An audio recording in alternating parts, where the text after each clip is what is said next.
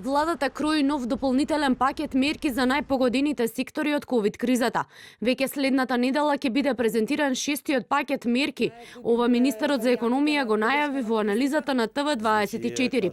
Уверува дека помошта ќе стигне за дејностите кои претрпеле најголеми штети, вклучително и угостителско-туристичкиот сектор. Ќе се земат во предвид приходите што ги пријавиле последните 3 месеци до моментот кога работеле, согласно тој просек, имајќи ги во предвид деновите кога се затварани со одлука на владата, одреден процент ќе го презема владата како трошок и ќе им биде исплатен.